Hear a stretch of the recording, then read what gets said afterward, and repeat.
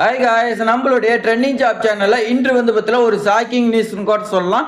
எல்லாத்துக்குமே பார்த்தீங்கன்னா மிகப்பெரிய அதிர்ச்சின்னு சொல்லலாம். அந்த மாதிரி தான் பார்த்தீங்கன்னா கிராம ஊராட்சி செயலாளருக்கு நீதிமன்றம் இடைக்கால தடை உத்தரவு பிறப்பிச்சிருக்கு. மதுரை உயர் நீதிமன்றம் தான் தடை விதிச்சிருக்காங்க. ஸோ மொத்தம் உங்களுக்கு 1450 வேகன்சி பிளஸ் பார்த்தீங்கன்னா தடை வச்சிருக்காங்க. ஸோ இனி பார்த்தீங்கன்னா புது நோட்டிபிகேஷன் வந்தா மட்டும்தான் உண்டு. அது எலெக்ஷனுக்கு அப்புறமேட்டுக்கு மறுபடியும் பார்த்தீங்கன்னா எத்தனை வருஷம் ஆக போதே தெரியல. ஸோ அதே மாதிரி 24/2/2026 நடத்தணும் அப்படின்னு தனி நீதிபதி பிறப்பித்த உத்தரவுக்கும் தடை கொடுத்துட்டாங்க. ஸோ இனி பார்த்தீங்கன்னா யாரும் ஒன்றும் பண்ண முடியாது. இந்த ஜாப் வரும்னு சொல்லி பார்த்தீங்கன்னா நீங்க யாரும் பார்த்தீங்கன்னா காத்துக்கிட்டே எக்ஸ்பெக்ட் பண்ண வேண்டாம். ஸோ பத்திரிகை செய்தி பார்த்தீங்கன்னா வெளியாகி இருக்கு. அதான் நான் பார்த்தீங்கன்னா உங்களுக்கு சொல்ல போறேன். இந்த வீடியோ ஸ்கிப் பண்ணா ஃபுல்லா இன்னொரு பாருங்க. உங்களுக்கு வீடியோவோட எண்ட்ல அந்த பத்திரிகை செய்தியோட ஸ்கிரீன்ஷாட் பார்த்தீங்கன்னா உங்களுக்கு ஷோ பண்றேன். கன்னியாகுமரி சேர்ந்த சதீஷ்குமார் பார்த்தீங்கன்னா கேஸ் போட்டிருக்காங்க. அவங்க என்ன போட்டிருக்காங்கன்னா அரசாணையே தப்பு அப்படின்னு பார்த்தீங்கன்னா போட்டிருக்காங்க. ஸோ தனி நீதிபதி 24/2/2026 இந்த கிராம ஊராட்சி செயலாளருக்கு நேர்காணல பார்த்தீங்கன்னா நடத்தி முடிக்கணும்னு உத்தரவு கொடுத்துருந்தாங்க.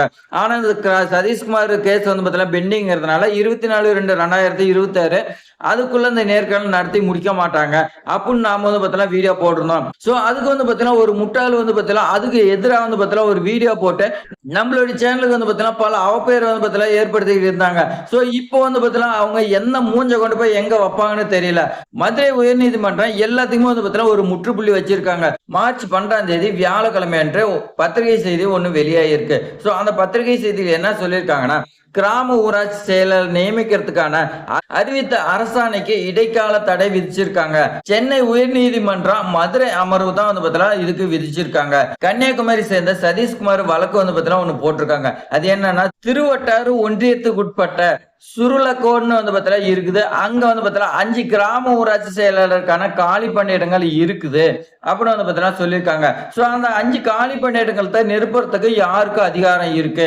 அந்த கிராம ஊராட்சி செயலர் நியமிக்கிறது கிராம ஊராட்சிக்கு அதிகாரம் இருக்குது.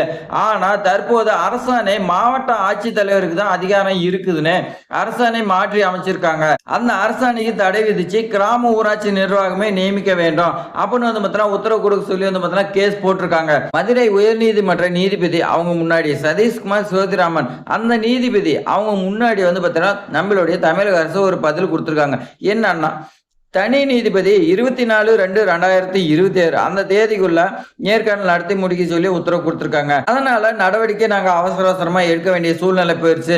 அதனால இந்த வழக்கு தொடர்பா பார்த்தீங்கன்னா பதில் மனு தாக்கல் செய்யறதுக்கு எங்களுக்கு கொஞ்சம் அவகாசம் வேணும் அப்படின்னு பார்த்தீங்கன்னா சொல்லியிருக்காங்க. ஸோ அதுக்கு நான் இந்த நீதிபதி பார்த்தீங்கன்னா என்ன சொல்லியிருக்காங்கன்னா 2 பேருமே இந்த தனி நீதிபதி பிறப்பித்த உத்தரவு மற்றும் இந்த அரசாணையில ஒரு தெளிவு கிடையாது.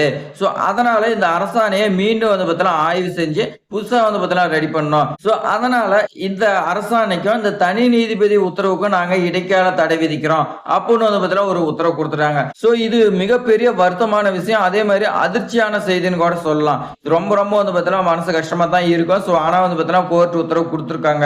இந்த சதீஷ்குமாருங்கிறீங்க அரசாணை தப்புன்னு சொல்லி போட்டிருக்காங்க. இந்த கிராம ஊராட்சி செயலர் நியமிக்கிறதுக்கு கிராம ஊராட்சிக்கு தான் அதிகாரம், மாவட்ட ஆட்சித்தலைவருக்கு இல்ல அப்படின்னு பார்த்தீங்கன்னா போட்டிருக்காங்க. சோ இந்த அரசாணையில பார்த்தீங்கன்னா தெளிவு இல்லைன்னு சோ இந்த கோர்ட் பார்த்தீங்கன்னா இடைக்கால தடை உத்தரவு பிறப்பிச்சிட்டாங்க. சோ மீண்டும் பார்த்தீங்கன்னா தமிழக அரசு பதில் மனு தாக்கல் செய்ய சொல்லி பார்த்தீங்கன்னா மறுபடியும் ஒரு தேதி போட்டிருக்காங்க. அது 27/3/2026 நினைக்கிறேன் அந்த தேதி போட்டிருக்காங்க. சோ அதுக்குள்ள பார்த்தீங்கன்னா இவங்க பதில் மனு தாக்கல் செய்யணும். இது பார்த்தீங்கன்னா இடைக்கால உத்தரவு, தடை உத்தரவு கிடையாதுங்க. இடைக்கால உத்தரவுக்கும் தடை உத்தரவுக்கும் வித்தியாசம் இருக்குதுங்க.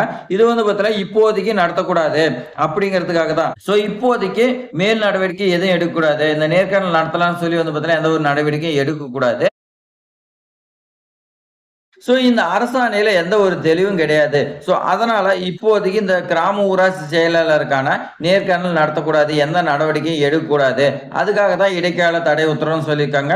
ஸோ இந்த கேஸ் முடிஞ்சதுக்கு அப்புறமேட்டுக்கு தான் உங்களுக்கு பார்த்தீங்கன்னா என்னங்கிறத முடிவு பண்ணுவாங்க. ஸோ மறுபடியும் பார்த்தீங்கன்னா எப்போ இந்த ஜாப் வருதுன்னு தெரியல. ஏதாவது அப்டேட் இருந்தால் நான் பார்த்தீங்கன்னா உங்களுக்கு அப்டேட் பண்றேன். ஸோ இது மாதிரி பயனுள்ள தகவலாம் தெரிஞ்சுக்கிறதுக்கு நம்மளுடைய ட்ரெண்டிங் ஜாப் சேனல் பார்த்தீங்கன்னா சப்ஸ்கிரைப் பண்ணி உங்களுடைய ஃப்ரெண்ட்ஸுக்கெல்லாம் ஷேர் பண்ணுங்க.